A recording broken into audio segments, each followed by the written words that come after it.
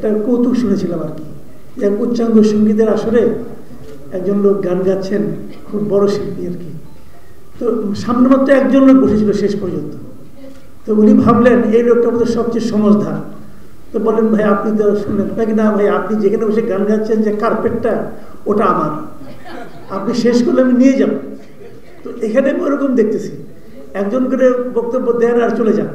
তো ধীরে ধীরে আমি উৎসাহ হারাই ফেলেছি যে আমি বলবো কে শুনবে। এটাও ভালো, যত কম লোকে শুনবে তত আমার জন্য ভালো, তত আমি কম ভুল করবো, অত ভুল বেশি করলেও ধরার লোক থাকবে না। এটা একদিক দিয়ে আমার জন্য নিরাপদ। বর্তমানে অন্তর্বর্তীকালীন সরকারকে আমার কাছে মনে হয় ওই যে আমরা ছোটবেলায় পড়েছিলাম না সিন্দাবাদের ভূত, আমার এই সরকারকে সিন্দাবাদের ভূত বলে মনে হয়। কাঁধে তো উঠে বসেছে, নামাবেন কিভাবে এটা ভাবেন আগে, কারণ ওনারা বসে এত আরাম পেয়ে গেছে যে আর নামতে চায় না। এখন ওনাদের লক্ষ্য হলো যদি আমি 2 দিনও বেশি থাকতে পারি তাহলে 2 ফাইলে সিগনেচার করা যাবে, ওই সিগনেচার থেকে কিছু আসবে। চিন্তাটা এখন ওই পর্যায়ে যে ঠিক আছে, সেটা কিভাবে কি করবেন এটা নিয়ে সবাইকে এখন ভাবতে হবে। উনি পিয়ার পদ্ধতির মধ্যে কোনো কিছু ভালো খুঁজেই পান না। কেন খুঁজে পেলেন না ভাই?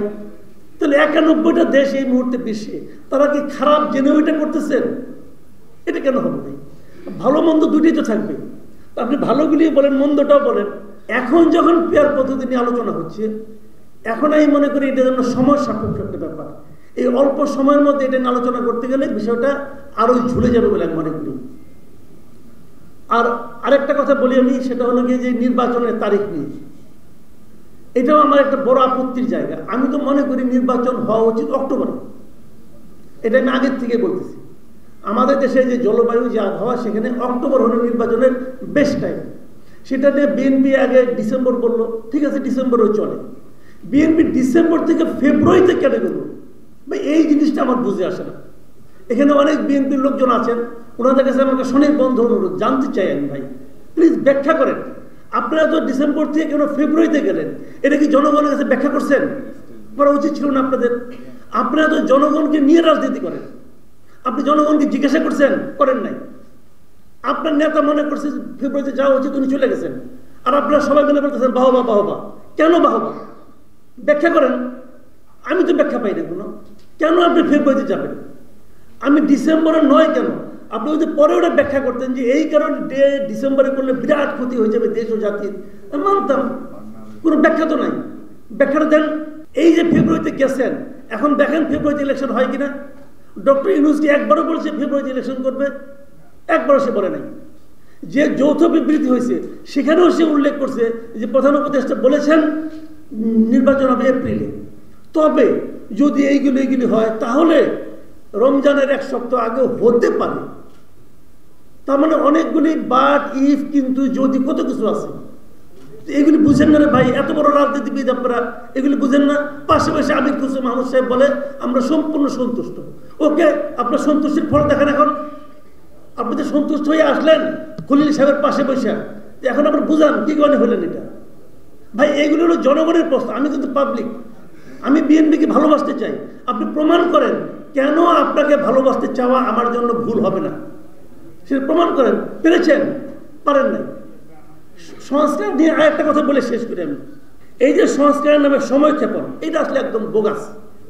এই কারণে বোগাস যে বিএনপি একটা 31 দফা একটা সংস্কার কর্মসূচি তা দিয়েছে আজকের থেকে 2-2.5 বছর আগে। যখন এই সংস্কার কর্মসূচি চলছে তখন কি বিএনপি তাদের এই কর্মসূচি স্থগিত করছে? করে নাই তো। কেন করে নাই?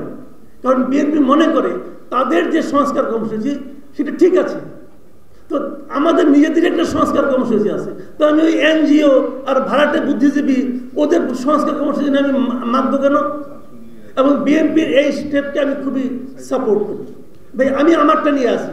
সারা দেশে বিএনপি, এই দেশের মানুষের সঙ্গে যোগাযোগ করে দেখেন, গ্রামাঞ্চলে পর্যন্ত লোকে 31 দফা বুঝে, কিন্তু আলী রিয়াজের এই সংস্কার বুঝে না। এটাই বাস্তবতা। তো যেটার কোনো ভবিষ্যৎ নাই সেটা নিয়ে আপনি প্রতিদিন ওই খোয়ারের মধ্যে ঢুকেন কে? কারে কি বুঝাচ্ছেন ভাই? এগুলো আমি বুঝি। আমি মনে করি বিএনপির এখন উচিত হবে যে দাবি দেওয়া যে ডিসেম্বর থেকে যেভাবে ফেব্রুয়ারিতে গেছিলাম, ডিসেম্বর থেকে অক্টোবরে আসতাম, অক্টোবরে নির্বাচন দিতে হবে।